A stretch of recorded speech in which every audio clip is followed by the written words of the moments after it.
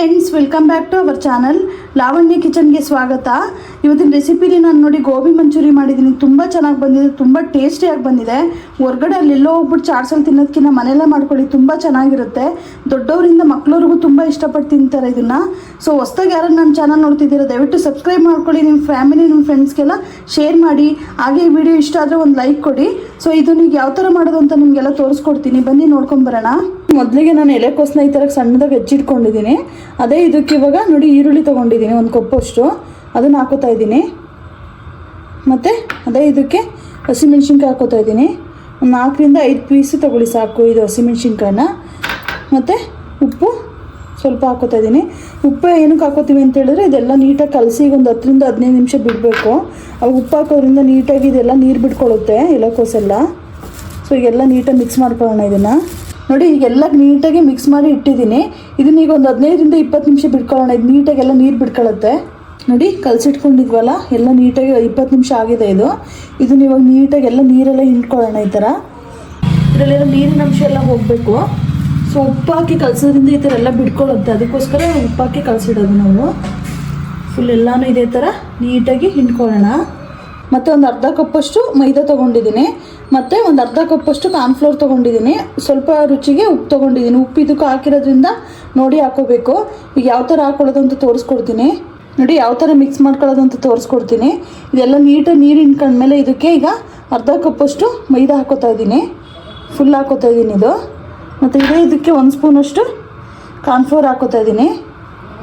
ಮತ್ತು ಉಪ್ಪು ಇದಕ್ಕೂ ಹಾಕಿರೋದ್ರಿಂದ ನೋಡಿ ಒಂದು ಅರ್ಧ ಸ್ಪೂನಷ್ಟು ಉಪ್ಪು ಹಾಕೋತಾ ಇದ್ದೀನಿ.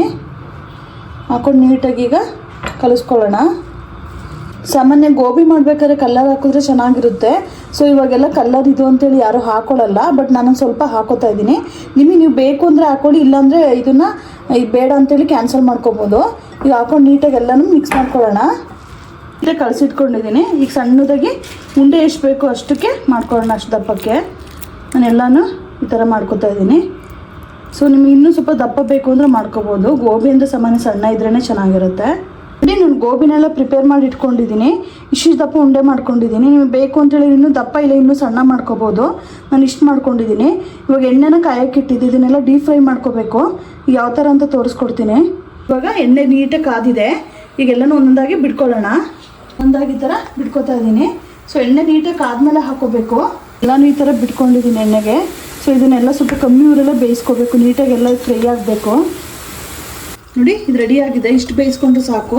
ನೀಟಾಗಿ ಈ ಥರ ಎಣ್ಣೆಲ್ಲ ನೀಟಾಗಿ ಸೋರಿಸ್ಕೊಂಡು ತೆಕ್ಕೊಳ್ಳೋಣ ಎಲ್ಲನೂ ಇದೇ ಥರ. ಇವಾಗ ಡ್ರೈ ಗೋಬಿ ಎಲ್ಲ ರೆಡಿ ಮಾಡಿ ಇಟ್ಕೊಂಡಿದ್ದೀವಿ. ಗೋಬಿ ಮಂಚೂರಿ ರೆಡಿ ಮಾಡ್ಕೋಬೇಕು. ಸೊ ಅದಕ್ಕೆ ಏನೇನು ಮೊದಲಿಗೆ ಇಂಗ್ರೀಡಿಯೆಂಟ್ಸ್ ಬೇಕು ಅಂತ ನಿಮಗೆ ತೋರಿಸ್ಕೊಡ್ತೀನಿ. ನೋಡಿ ಪೆಪ್ಪರ್ ತೊಗೊಂಡಿದ್ದೀನಿ, ಮತ್ತು ಉಪ್ಪು ತೊಗೊಂಡಿದ್ದೀನಿ, ಸ್ವಲ್ಪ ಕೊತ್ತಂಬರಿ ತೊಗೊಂಡಿದ್ದೀನಿ, ಮತ್ತು ಇದು ಚಿಲ್ಲಿ ಸಾಸ್ ತೊಗೊಂಡಿದ್ದೀನಿ, ಮತ್ತು ಟೊಮೆಟೊ ಸಾಸ್ ತೊಗೊಂಡಿದ್ದೀನಿ, ಸ್ವಲ್ಪ ಸೋಯಾ ಸಾಸ್ ತೊಗೊಂಡಿದ್ದೀನಿ, ಮತ್ತು ಜಿಂಜರ್ ಗಾರ್ಲಿಕ್ ಪೇಸ್ಟ್ ತೊಗೊಂಡಿದ್ದೀನಿ, ಈರುಳ್ಳಿ ತೊಗೊಂಡಿದ್ದೀನಿ. ಒಂದು ಈರುಳ್ಳಿನ ಸ್ವಲ್ಪ ದಪ್ಪದಾಗೆ ಹೆಚ್ಚಿಟ್ಕೊಂಡಿದ್ದೀನಿ, ಮತ್ತು ದಪ್ಪ ಮೆಣಸಿನ್ಕಾಯಿನ ಸ್ವಲ್ಪ ದಪ್ಪದಾಗೆ ಹೆಚ್ಚಿಟ್ಕೊಂಡಿದ್ದೀನಿ, ಮತ್ತು ಹಸಿಮೆಣ್ಸಿನ್ಕಾಯಿನ ಒಂದು 4ರಿಂದ 5 ಹಸಿಮೆಣ್ಸಿನ್ಕಾಯಿ ತೊಗೊಂಡಿದ್ದೀನಿ. ಈಗ ಇದನ್ನು ರೆಡಿ ಮಾಡ್ಕೋಬೇಕು. ಯಾವ ಥರ ಅಂತ ತೋರಿಸ್ಕೊಡ್ತೀನಿ, ಬನ್ನಿ ನೋಡ್ಕೊಂಬರೋಣ. ನೋಡಿ ಈಗ ಪ್ಯಾನ್ ಬಿಸಿ ಆದಮೇಲೆ ಒಂದು 2 ಸ್ಪೂನಷ್ಟು ಎಣ್ಣೆ ಹಾಕೊಳ್ಳೋಣ. ನೀಟಾಗಿ ಎಣ್ಣೆ ಹಾಕ್ಕೊಂಡು ಸ್ವಲ್ಪ ಬಿಸಿ ಆಗಕ್ಕೆ ಬಿಡಬೇಕು ಎಣ್ಣೆನ.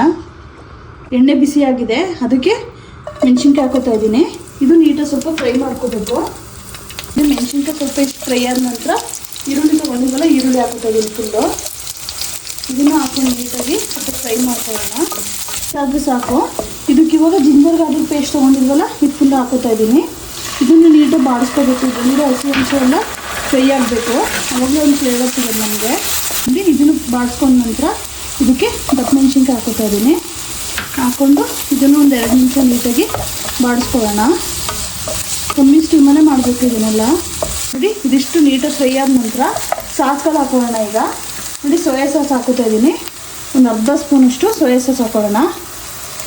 ಮತ್ತು ನೋಡಿ ಟೊಮೆಟೊ ಸಾಸು ಹಾಕೋತಾ ಇದ್ದೀನಿ. ಏನು ತೊಗೊಂಡಿದ್ದೆ ಫುಲ್ ಎಲ್ಲ ಹಾಕೋತಾ ಇದ್ದೀನಿ. ಚಿಲ್ಲಿ ಸಾಸು ಫುಲ್ ಹಾಕೋತಾ ಇದ್ದೀನಿ. ಮತ್ತು ಇದಕ್ಕೆ ಸ್ವಲ್ಪ ನೋಡಿ ಬ್ಲ್ಯಾಕ್ ಪೆಪ್ಪರ್ ತೊಗೊಂಡಿದ್ಮೇಲೆ ಹಾಕೋತಾ ಇದ್ದೀನಿ. ಈಗ ಇದಕ್ಕೆ ಉಪ್ಪು ರುಚಿ ನೋಡಿ ಹಾಕೊಳ್ಳೋಣ. ಇಷ್ಟು ಹಾಕ್ತಾಯಿದ್ದೀನಿ. ಈಗ ಹಾಕೊಂಡು ನೀಟಾಗಿ ಮಿಕ್ಸ್ ಮಾಡ್ಕೊಳ್ಳೋಣ ಈ ಥರ. ಇದೊಂದು 2 ನಿಮಿಷ ಆಗಲಿ ನೀಟಾಗಿ. ನೋಡಿ ಇದಾಗಿದೆ. ಇದಕ್ಕೆ ಮಂಚೂರಿ ರೆಡಿ ಮಾಡ್ಕೊಂಡಿದ್ವಲ್ಲ ಡ್ರೈ ಮಂಚೂರಿ ಹಾಕೋತಾ ಇದ್ದೀನಿ. ಫುಲ್ ಎಲ್ಲನೂ ಹಾಕೋತಾ ಇದ್ದೀನಿ. ನೋಡಿ ಹಾಕೊಂಡು ನೀಟಾಗಿ ಈ ಥರ ಎಲ್ಲ ಮಿಕ್ಸ್ ಮಾಡ್ಕೊಳ್ಳೋಣ. ನೋಡಿ ಸ್ವಲ್ಪ ಐ ಫ್ಲೇಮಲ್ಲೇ ಹಾಕೊಂಡು ನೀಟಾಗಿ ಸಾಸೆಲ್ಲ ನೀಟಾಗೆಲ್ಲ ಹಿಡಿಯೋ ಥರ 1 ನಿಮಿಷ ಈ ಥರ ನೀಟಾಗಿ ಫ್ರೈ ಮಾಡ್ಕೋಬೇಕು. ಈ ಥರ ಬೇಯಿಸ್ಕೊಳ್ಳಿ, ಚೆನ್ನಾಗಿರುತ್ತೆ. ನೋಡಿ ಈ ಥರ ಹಿಂಗೆ ಮಾಡ್ಕೊಂಡು ಬೇಯಿಸ್ಕೊಂಡ್ರೆ ಚೆನ್ನಾಗಿ ಹಿಡಿಯುತ್ತೆ ಎಲ್ಲ. ಇನ್ನು ಸ್ವಲ್ಪ ಆಗಲಿ, 2 ನಿಮಿಷ ಆಗಲಿ. ಇದು ನೀಟಾಗೆಲ್ಲ ಬೆಂದಿದೆ. ಇದಕ್ಕೆ ಸ್ವಲ್ಪ ಹಸಿ ಈರುಳ್ಳಿ ಹಾಕೋತಾ ಇದ್ದೀನಿ, ಚೆನ್ನಾಗಿರುತ್ತೆ. ಲಾಸ್ಟ್ ಎಂಡಿಂಗು ಸ್ವಲ್ಪ ಕೊತ್ತಂಬರಿ ಹಾಕೋತಾ ಇದ್ದೀನಿ. ಈಗ ಹಾಕೊಂಡು ನೀಟಾಗಿ ಮಿಕ್ಸ್ ಮಾಡಿಕೊಂಡು ತೆಕ್ಕೊಳ್ಳೋಣ. ರೆಡಿ ಆಗಿದೆ. ಇದು ಚೆನ್ನಾಗಿ ಒಂದ್ಸರಿ ಮಿಕ್ಸ್ ಹೊಡ್ಕೊಂಡು ನೋಡಿ ಆಗಿದೆ. ಈಗ ತೆಕ್ಕೊಳ್ಳೋಣ. ಒಂದು ಬೌಲ್ಗೆ ಹಾಕೋತೀನಿ ಇವಾಗ. ನೋಡಿ ಫೈನಲಿ ಗೋಬಿ ಮಂಚೂರಿ ರೆಡಿ ಆಗಿದೆ. ತುಂಬ ಚೆನ್ನಾಗಿ ಬಂದಿದೆ. ಹೊರಗಡೆ ಎಲ್ಲ ಹೋಗಿ ಚಾಟ್ಸಲ್ಲಿ ತಿನ್ನೋದಕ್ಕಿಂತ ಈ ಥರ ಮನೇಲಿ ಮಾಡಿಕೊಂಡ್ರೆ ತುಂಬಾ ಚೆನ್ನಾಗಿರುತ್ತೆ ಮತ್ತು ತುಂಬಾ ಈಸಿಯಾಗೂ ಆಗುತ್ತೆ. ಸೊ ನನ್ನ ವೀಡಿಯೋನ ಇದೇ ಥರ ವಾಚ್ ಮಾಡ್ತೀರಿ, ಒಳ್ಳೊಳ್ಳೆ ರೆಸಿಪೀಸ್ ನಾನು ಮಾಡಿ ಹಾಕ್ತೀನಿ. ಸೊ ಮಾಡ್ಕೊಂಡು ನೀವು ಮನೇಲಿ ಹೇಗಿತ್ತು ಅಂತೇಳಿ ನನಗೆ ಕಮೆಂಟ್ಸ್ ಮಾಡಿ ತಿಳಿಸಿ. ಇಷ್ಟೊತ್ತು ನನ್ನ ವೀಡಿಯೋ ವಾಚ್ ಮಾಡಿದ್ದಕ್ಕೆ ಧನ್ಯವಾದಗಳು.